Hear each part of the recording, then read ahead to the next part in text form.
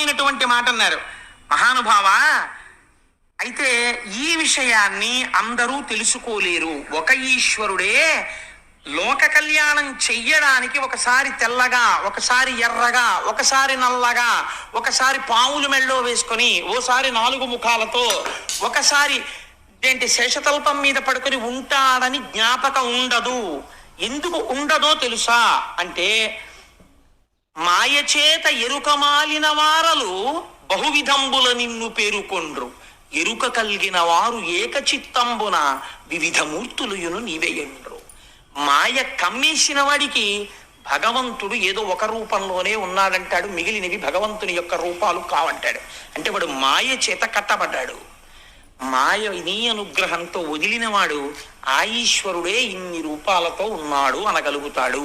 కాబట్టి ఈశ్వర నువ్వు జ్ఞానం ఇవ్వాలి. ఆశ్చర్యం ఏమిటో తెలుసా, నువ్వు నోరిచ్చి నీ నామము చెబితే గట్టి ఎక్కిస్తానంటే నీ నామం చెప్పడం కూడా కొందరికి బరువే. ఆ నామం కూడా చెప్పక అధోగతి పాలైపోతుంటారు. సరికదా నీ నామాన్ని విమర్శిస్తారు, నీ కథల్ని విమర్శిస్తారు. నువ్వు ఇచ్చిన నోటితో ఎంత ఆశ్చర్యమో చూడు. చెప్పడం చెప్పేస్తున్నారు, విమర్శించడం విమర్శిస్తున్నారు. అధోగతుల పాలైపోయాక తెలుసుకుంటారు ఏమైపోయారు. ఇది దుర్వినియోగం చేస్తున్నారు. లోకం ఇలా నడుస్తోంది. కానీ మాయందు అనుగ్రహించి మహానుభావ, ముచ్చిరియున్నది లోకము నిచ్చలు కంసాది కలులు నిర్దయులేచన్ మచ్చిక కావవలయును విచ్చేయుము తల్లి కడుపు వెడలివుకుందా. కంసాదులు రాజ్యం చేస్తూ భక్తులైనటువంటి వాళ్ళని నిగ్రహిస్తున్నారు. కాబట్టి స్వామి నువ్వు అమ్మ గర్భంలోంచి బయటికి రావలసింది ముకుందా అని ప్రార్థన చేశారు. ప్రార్థన చేసిన తరువాత ఇక్కడ కంసుడి పరిస్థితి మహాదారుణంగా ఉంది. ఇందుచేత అష్టమ గర్భం వచ్చేసింది, నెలలు పెరుగుతున్నాయి. ఆవిడికి 9వ నెల వచ్చేసింది. స్పష్టంగా తేజస్సు కనపడుతోంది.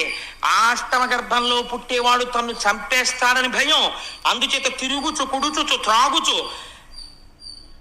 ఆఖరికి ఏం చేస్తున్నా సరే అరుగుచు కూర్చుండి లేచునవరత అనవరతంబున్ హరితలచి తలచి జగమా హరిమయముగ చూచ కంసుడారనియలుకన్. ఎంత చిత్రమో చూడండి. కంసుడికి కూడా జ్ఞానము చేత లోకమంతా ఒక ఈశ్వరుడు కనపడ్డట్టే కంసుడికి కూడా కనపడుతోంది. అందుకే అన్నాడు నారదుడు ధర్మరాజు గారితో, వైరంతో కూడా పొందుతున్నారు ఈశ్వరుణ్ణి అన్నాడు. తిరుగుచు కుడుచుచు వ్రాలుచు అరుగుచు కూర్చుండి లేచు అనవరతంబున్ హరితలచి తలచి జగమా హరిమయముగ చూచ కంసుడు ఆరనియలుకన్. తిరుగుతూ ఉంటాడు. అమ్మో ఇంకొచ్చేస్తాడేమో, ఏ క్షణంలో ప్రసవం అయిపోతుందో, పుట్టి ఏమో ఏం చేస్తాడో, ఏ రూపంలో వస్తాడో, ఎలా చంపుతాడో. తాగుతూ ఉంటాడు. గ్లాస్ అప్పుడైతే భయం, వచ్చేసాడేమో ఏ రూపంలోనో. ఎక్కడో ఎవరో స్వామి అంటారు, అమ్మో వచ్చేసాడేమో అని భయం. ఉలిక్కి పడుతుంటాడు. వాసన చూస్తుంటాడు, ఏమో వాసనారూపంగా ఎందుకు రాకూడదు. ఇంతకుముందు హిరణ్యకశిపుల్ని వాళ్ళందరినీ చిత్రంగా చంపాడు. హిరణ్యకశిపో ప్రాంతం, అదే హిరణ్యకశిపో ఉపాఖ్యానానికి సంబంధించిన రహస్యం ఎక్కడ చెప్పాడో తెలుసా అండి ఆయన? బలిచక్రవర్తి ఉపాఖ్యానంలో చెప్పాడు శ్రీమన్నారాయణుడు. మీ తాతోడు ఉండేవాడయ్యా, వాడు నా కోసం వెతికాడు నన్ను చంపుదామని, వైకుంఠానికి వచ్చాడో సార్ నా కోసం, నేను ఏం చేశానో తెలుసా, వాడి ముక్కు రంధ్రాల్లోంచి వెళ్ళి వాడి గుండెల్లో కూర్చున్నాను, వాడు బయటంతా వెతికాడు, వాళ్ళలోనే ఉన్నానని తెలుసుకోలేకపోయాడు, వెర్రాడు, ఆఖరికి ఇందులోంచి వచ్చి స్తంభంలోకి వచ్చి స్తంభంలోంచి బయటకు వచ్చి వాడిని చంపేశానన్నాడు. అందుకని నీ వాళ్ళేం తక్కువ వాళ్ళు కారులే అన్నాడు బలిచక్రవర్తితో. కాబట్టి ఎక్కడుంటాడు, ఇక్కడే ఉంటాడు ఈశ్వరుడు. అంతర్ముఖ సమారాధ్య బహిర్ముఖ సుదుర్లభ. బయట వెతికితే దొరకదు, లోపలికెడితే దొరుకుతుంది. లోపలికి వెళ్ళడం మనకి తెలియదు, బయట తిరగడం తప్ప. కాబట్టి ఆయన ఏం చేస్తున్నాడు అంటే, ఏది చేస్తున్నా అమ్మో వచ్చేస్తాడు చంపేస్తాడు, వచ్చేస్తాడు చంపేస్తాడు, వచ్చేస్తాడు చంపేస్తాడు, ఇదే బెంగ. కాబట్టి ఇప్పుడు ఏమవుతోంది, ఎవరిని చూసినా శ్రీహరే కనబడుతున్నాడు. హరితలచి తలచి జగమా హరిమయముగ చూచ కంసుడారనియలుకన్. నిజంగా కృష్ణావతారం ఆవిర్భవించేటటువంటి సమయం ఆసన్నం అవుతోంది. మీకు ఒక గొప్ప రహస్యం చెప్పేస్తున్నాను ఇవాళ. ఏమిటో తెలుసా అండి, శ్రావణ మాసంలో అర్ధరాత్రి 12 గంటలకి ఆకాశం మబ్బులు పట్టి వర్షం పడుతుంటే శ్రీకృష్ణ భగవానుడి యొక్క ఆవిర్భావం. మళ్ళీ అక్కడి నుంచి 6 నెలలు లెక్కెట్టండి. భాద్రపదము, ఆశ్వీజము, కార్తీకము, మార్గశీర్షము, పుష్యము, మాఘము. మాఘమాసంలో మళ్ళీ మహాశివరాత్రి నాడు అర్ధరాత్రి 12 గంటలకి లింగోద్భవం. ఏమిటి చిత్రం? 6 నెలలు కరచరణాదులున్నవాడి పూజ చేస్తే ఆకారము ఉన్నదా ఆకారము లేదా అన్న లింగ స్వరూపము జ్యోతిర్లింగమై భాషిస్తుంది. అలా ఎలా వస్తుందో రేపు మహాశివరాత్రి నాటి సాయంకాలం ఉపన్యాసంలో చెప్తా. మహాశివరాత్రి నాడు లింగోద్భవం అంటే ఏమిటో అర్ధరాత్రి 12 గంటలకి ఖచ్చితంగా 6 నెలలకి లింగోద్భవం. ఎక్కడ శివకేశవ భేదాలు ఉన్నాయండి? ఎంత ఆశ్చర్యంగా ఉంటుంది మనుష్యుణ్ణి ఉద్ధరించడానికి ఈశ్వరుడి యొక్క తత్వం. కాబట్టి ఇప్పుడు ఆకాశం అంతా మబ్బులు పట్టుంది. ఈయన ఏ నిమిషానికి ఆ నిమిషమే భయం. ఒక రోజు అనుకున్నట్ట ఇంకా సుఖం లేదు, చంపేస్తాను, అసలు గొడవ వదిలిపోతుంది, నేను ఈ టెన్షన్ పడలేకపోతున్నాను, వీడు ఎప్పుడు పుట్టేస్తాడో, చంపేస్తాను దేవకీదేవిని అనుకున్నాడు. వెళ్ళాడు. లోపల ఉన్నవాడు ఎవరండి? మహామాయా మానుష రూపుడు. ఆ చెల్లెల్ని చూస్తే జాలేసిందిట. ఇంత పరాక్రమవంతుడిని, ఆడపిల్లని చంపనా, గర్భిణిని, ఇంకెందుకు, ఎలాగో పుడతాడు కదా, పుట్టిన తర్వాత చంపేస్తాను అని వెనక్కి వచ్చేసాడు. వెనక్కి వచ్చాడు కానీ నిద్ర పట్టట్లేదు. ఆ రోజే నిద్ర పట్టింది వాడి కర్మ. గాఢ నిద్రలో ఉన్నాడు. పట్టుల్ని పెట్టాడు, తలుపులు దగ్గరికి వేశాడు, వాటికి ఇనుప గొలుసులు వేశాడు, వాటిలో మేకులు దింపాడు, తాళాలు వేశాడు, చెవులు బొడ్డులో పెట్టుకున్నాడు. బిడ్డడు ఏడ్చిన తర్వాత ఒక హుకుం జారీ చేశాడు.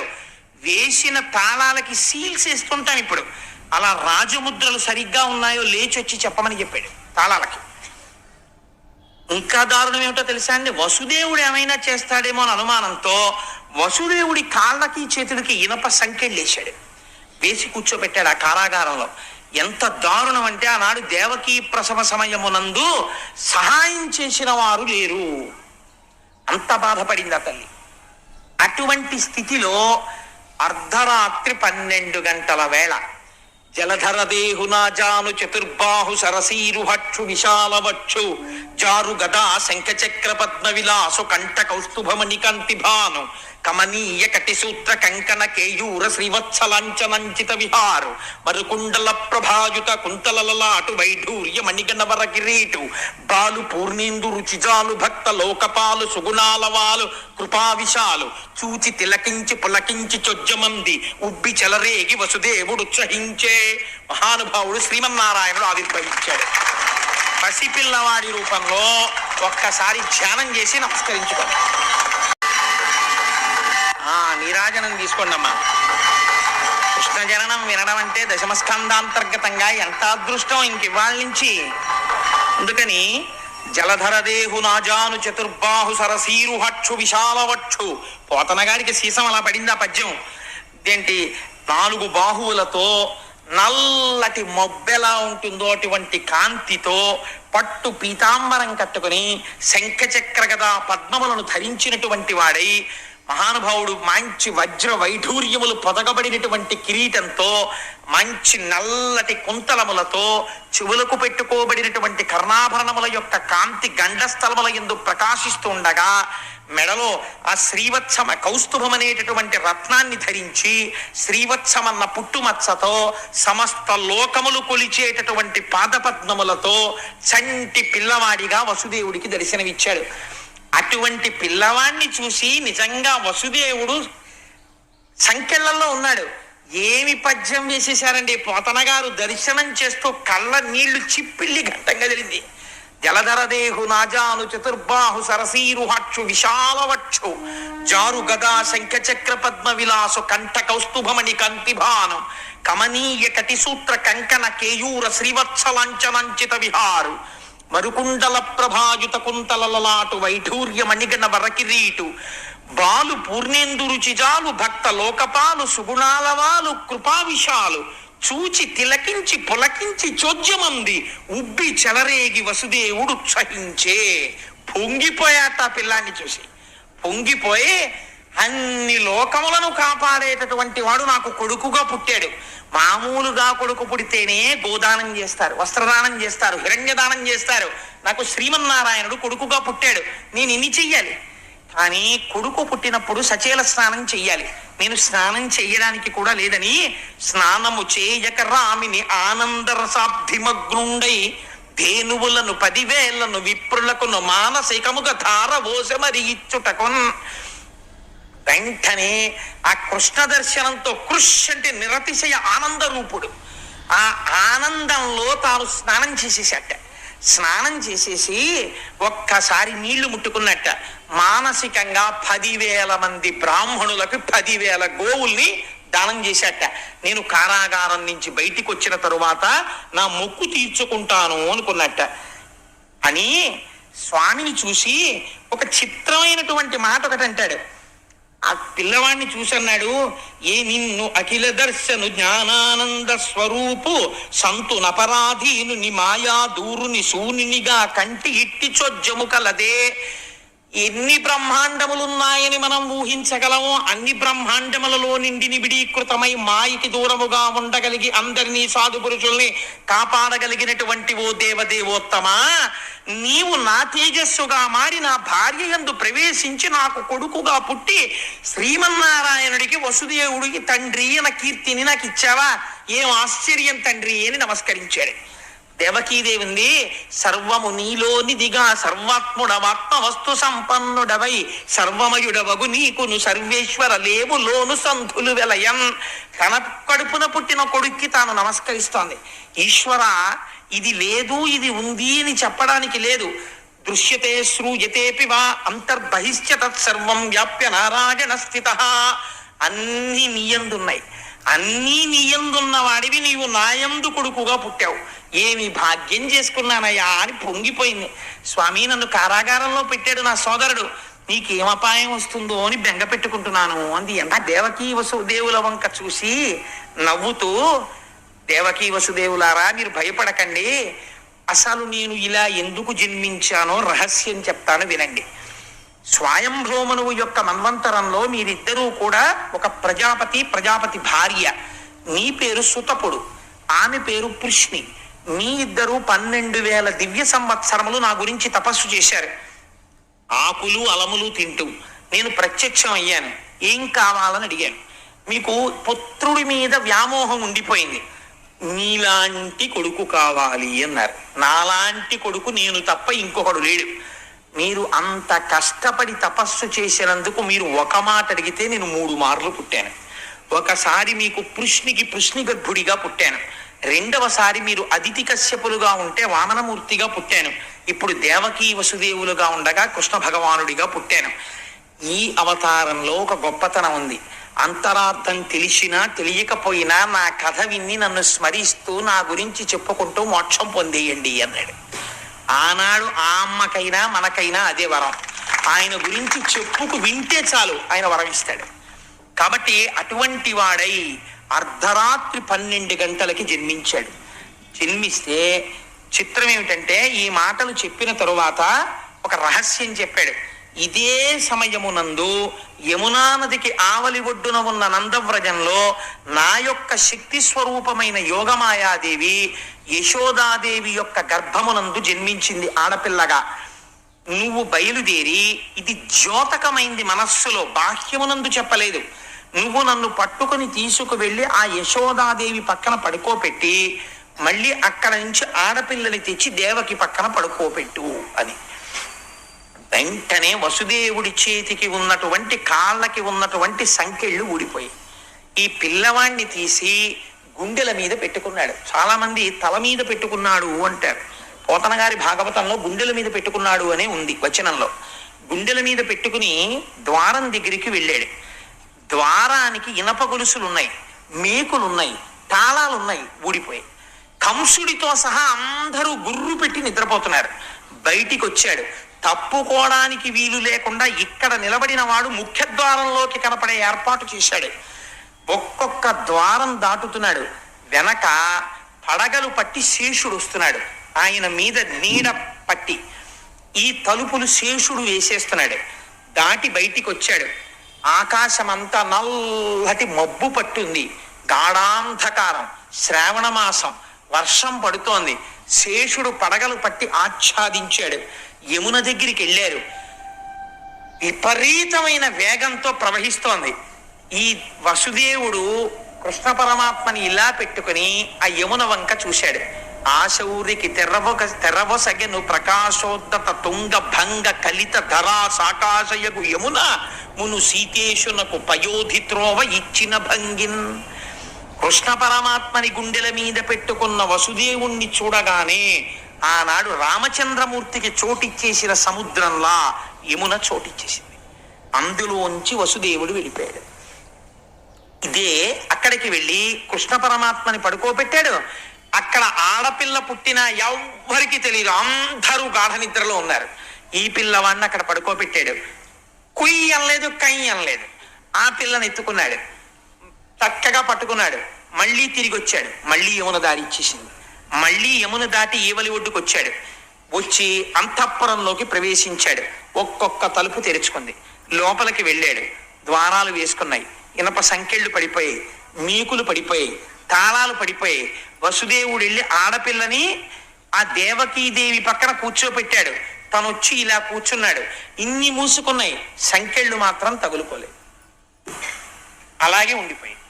అన్ని మూసుకున్నాయి, సంకెళ్ళు తగులుకోకుండా అలాగే ఉన్నాయి. ఇప్పుడు వసుదేవుడు చూశాడు. ఒక నవ్వు నవ్వి, పదముల సంఖ్యలనిడుకొని మది తలచు సూరసుతుడు ముందరివోలెన్ గుదురుకల రీతి దేహము కదలించుచు నూరకుండె గురువరతంబున్. ఉపనిషత్ రహస్యం చెప్పేశారు. ఇక్కడ ఏమైంది అంటే, కృష్ణ పరమాత్మని ఇక్కడ ధరించాడు అంటే లోపల ఉన్న ఆత్మస్వరూపాన్ని తెలుసుకున్నాడు ఇప్పుడు వసుదేవుడు. తెలుసుకోగానే భిద్యతే హృదయ గ్రంథి చింద్యంతే సర్వసంశయా క్షీయంతే చాస్య కర్మాణి తస్మిన్ దృష్టే పరావరే. ఆ హృదయ గ్రంథి విడిపోయింది, ఆ గొలుసులు ఊడిపోయాయి. ఇప్పటి వరకు ఉన్న కర్మబంధములు తెగిపోయాయి, సంశయాలు తొలగిపోయాయి. బయటికి ఎడుతుంటే అవివేకమన్న మబ్బులు, అజ్ఞానమన్న చీకటి పట్టి ఉంది. ఆధ్యాత్మిక ఆదిభౌతిక ఆదిదైవికములనేటటువంటి వర్షములు పడుతున్నాయి. పరమభక్తుడైన వాడికి ఇవి ఇబ్బంది పెట్టవు. అందుకని శేషుడు పడగబట్టాడు. జ్ఞానము కలగడానికి ముందు విశేషమైన భక్తి కలుగుతుంది. రమణ మహర్షికి ఆత్మతత్వం తెలియడానికి ముందు పెరియ పురాణం చదివి అపారమైన భక్తి అరుణాచలం మీద కలిగినట్టు. ఇప్పుడు బయలుదేరాడు. యమున దారిచ్చింది. యమున దారి ఇవ్వడం అంటే ఏమిటో తెలుసా అండి? సూర్యుడికి ఒక కొడుకు, ఒక కూతురు. కొడుకు యముడు, కూతురు యమున. ఇద్దరూ ఆగరు. యమున కాలస్వరూపం, ప్రవహించి వెళ్ళిపోతుంది, వెనక్కి రాదు. కాలం వెళ్ళిపోతుంది, ఎవరి కోసం ఆగదు. నేను భాగవతం వినలేనంటే అదేం ఆగదు, వెళ్ళిపోతుంది, వెనక్కి రాదు. వెళ్ళిపోతున్న కాలంలో ఎవడెప్పుడు పడిపోవాలో యముడికి తెలుసు, ఆయన తీసేస్తాడు. ఆయన ఆగడు, కాలస్వరూపంలో సూర్యుడు వెళ్ళిపోతుంటాడు. అందుకే సూర్య కుటుంబం అంతా అలాగే ఉంటుంది. ఇట్లాంటి యమధర్మరాజు కాలము దారిచ్చాయి అంటే కాలమునకు వశుడు కాడు అంటే మృత్యువు లేదు. అందుకే రమణ మహర్షి దగ్గరికి వెళ్ళి, భగవాన్ మీరు చచ్చిపోతారని మాకు భయంగా ఉంది అంటే ఆయన నవ్వి, నాకు చావెక్కడుంది, నేను ఎప్పుడూ ఉండేవాణ్ణి, మీరు వెళ్ళిపోతారేమో అనేవారు. మీరు వెళ్ళిపోతారేమో అంటే నేను వెళ్ళడానికి చోటు ఎక్కడుంది, నేను అంతటా పరివ్యాప్తము చెందిన ఆత్మస్వరూపుడను అనేవారు ఆయన. ఈ ఆత్మస్థితి పొందిన వాడికి శరీరము పడిపోవడం గురించి బెంగ ఉండదు. ఇది పంచభూతాలు వెళ్ళిపోతాయి, ఆత్మ ఇలాగే ఉంటుంది నమ్మారు. ఆత్మగా ఉండిపోయారు. ఆత్మగా అరుణాచలమునంద జ్యోతి రూపముగా. అదే ఇందాక చెప్పినటువంటి దేవకీ వసుదేవులు అరుణాచలం కొండలో కలిసిపోయారు. కానీ దేహము పడిపోయేంత వరకు జ్ఞాని రోగము దీనికి వస్తే సాక్షిగా ఉంటాడు. మనం రోగం వస్తే దాంతో తాదాత్మత చెందుతాం. దాన్ని కూడా సాక్షిగా గమనిస్తాడు, ఆ రోగాన్ని కూడా సాక్షిగా ఉంటాడు, తనంత తాను శరీరం పడిపోయే వరకు. కాబట్టి ఇప్పుడు ఆయన ఉన్నాడా లేడా? అందరిలాగే ఆయన తిరుగుతారు, అందరిలాగే ఆయన ఓ కర్రట్టుకుంటారు, ఓ బోజీ పెట్టుకుంటారు, తిరుగుతూ ఉంటారు. ఆయన ఉన్నట్టా లేనట్టా అంటే ప్రారంధమైపోయేంత వరకు ఈ శరీరం వచ్చేసింది కాబట్టి అది పడిపోయే వరకు శరీరం ఉంటుంది. కాబట్టి తగిలించుకున్న బంధనాలు ఇవి ఆ ఉండడం. అంతేకాని తగులుకున్న బంధనాలు కావు. తగులుకున్న బంధనాలు మనకి రాదు విడిపించుకోవడం.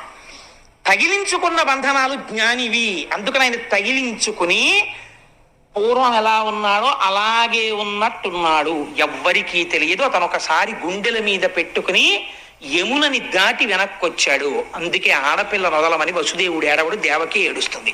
కాబట్టి ఇంకా మోహం ఎవరిని పట్టింది అంటే విష్ణుమాయ దేవకి యందు ఉన్నది. తల్లి కాబట్టి ఉండాలి, లేకపోతే కంసుడికి అనుమానం వస్తుంది.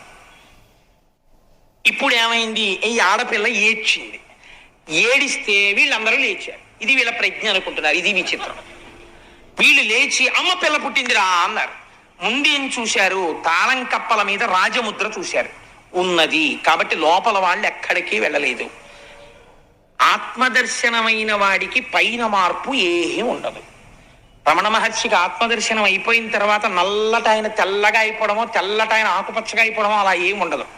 అప్పుడు ఇప్పుడు ఒకలాగే ఉంటారు, కానీ లోపల మాత్రమే తెలుస్తుంది వారికి. కాబట్టి బయట నుంచి చూసేవాడికి ఏమైనా తెలుస్తుందా? అనుమానమే మిగులుతుంది అంతే. ఆత్మదర్శనం అయిందా అండి నిజంగానో అని అనుమానం. కాబట్టి ఏమవుతుంది అంటే ఆ మహానుభావుడు అలా కూర్చునున్నాడు. వీళ్ళు ఏడుపు విని పరిగెత్తుకుంటూ కంసుడికి వెళ్ళి చెప్పారు. చెప్పగానే వాడు నిద్రపోతున్నవాడు జుట్టు విరబోసుకుని పరిగెత్తుకొచ్చాడు. వచ్చి తాళాలు తీశాడు. తీస్తే పాపం పిచ్చి తల్లి కదా దేవకీదేవి, ఈ ఆడపిల్ల ఏడుస్తుంటే ఆవిడ్ని విష్ణుమాయ కప్పేసింది. ఈ ఆడపిల్ల తన పిల్లే తనే రక్షించుకోవాలనుకుంటోంది.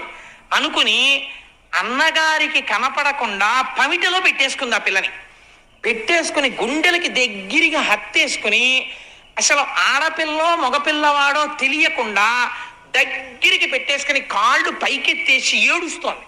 ఏమని? అది పోతన గారికే చెల్లింది ఆ దర్శనం. అన్న శమింపు మన్న తగదల్లుడు కాటిది మేన కోడలవు మన్నన చేయు మన్న విను మానిని చంపుట రాచపాడి కాదన్న సుకీర్తివై మన గదన్న మహాత్ములు పోవు త్రోవ పోవన్న భవత్ సహోదరి కదన్న ఇని శరణంబు వేడదన్. 1కి 10 మాటలు అన్నయ అన్నయ అన్నయ అన్నయ అంటుంది వాడి మనసు కరుగుతుందని. అన్న శమింపు మన్న తగదల్లుడి కాటిది మేన కోడలవు. అన్నయ్య ఇది ఏంటి మేనల్లుడు కాడన్నయ్యా, చంపేయడానికి మేనకోడలన్నయ్యా, నన్ను నమ్మన్నయ్యా. 7గురిని చంపేశావన్నయ్యా, ఇప్పుడు 6గురిని చంపేశావు, 7వది గర్భస్రావం అయిపోయింది. ఇది ఆడపిల్ల, ఇంటికి ఆడబడుచు, నీకు కోడలు, నువ్వు మన్నన చెయ్యాలన్నయ్యా. మహాత్ములు పోవుత్రోవ పోవన్న పసిపిల్ల ఆడదాన్ని చంపారన్న అపఖ్యాతి నువ్వు కట్టుకోకన్నయ్యా, విడిచిపెట్టన్నయ్యా, ఈ పిల్లనైనా బతకని అన్నయ్యా అని చెప్పి పాపం ఏడుస్తోంది. ఏడుస్తూ ఇంతమందిని చంపేశావు కదా, కనీసం నాకు పుత్రుడు నీ బ్రతుకునకును శత్రుండని వింటి కాన సమయింపతగున్ పుత్రులకు నోచనైతి ని పుత్రీదానంబు చేసి పుణ్యము కనవే. అన్నయ్య కొడుకులు పుడితే నిన్ను చంపేస్తారని చంపేశావు, నేనేమనలేదు. ఇది ఆడపిల్ల, నేను నా కూతురు దక్కిందని నేను అనుకోను. మా అన్నయ్య నాకు పుత్రికా దానం చేశాడని చెప్పుకు బతుకుతానన్నయ్య, వదిలేయన్నయ్య, ఆడపిల్లను వదిలేయన్నయ్య అని ఏడుస్తోంది. కళ్ళకి కట్టించి క్యాన్వాస్ మీద గీశారండి అక్షరాలతో పోతన గారు. అది ఆయన రచనా ప్రౌఢిమ. వీడు మహోగ్రతతో సోదరిని నిందించాడు. నిందించి అటు వెతికి ఇటు వెతికి ఆ పసిపిల్ల యొక్క 2 కాళ్ళు పట్టుకుని లాగేశాడు. లాగేసి గిర్ర గిర్ర గిర్ర గిర్ర తిప్పి బండకేసి కొట్టాడు. కొడితే ఈ పిల్ల బండకి తగలడం మాని పైకి వెళ్ళిపోయింది, ఆకాశంలోకి వెళ్ళిపోయి దివ్యమైనటువంటి రథమునందు ఆరూఢి అయి అక్కడ కూర్చునుంది. అటు నుంచి విమానాల్లో ఇంతమంది దేవతలందరూ వచ్చి నిలబడ్డారు. శ్రీమన్నారాయణుడు వరం ఇచ్చాడు, నిన్ను 14 నామాలతో పిలుస్తారు. దుర్గా, భద్రకాళి, విజయ, వైష్ణవి, కుముద, చండిక, కృష్ణ, మాధవి, కన్యక, మాయ, నారాయణి, ఈశాన, శారద, అంబిక.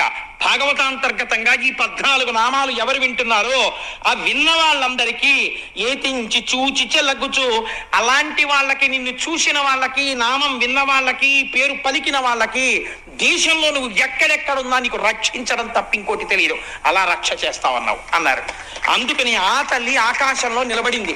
దేవతలు, యక్షులు, గంధర్వులు, కిన్నెరులు, కింపురుషులు వచ్చి పాటలు పాడుతూ తల్లికి అగరుధూపాలు సమర్పిస్తున్నారు, నైవేద్యాలు సమర్పిస్తున్నారు.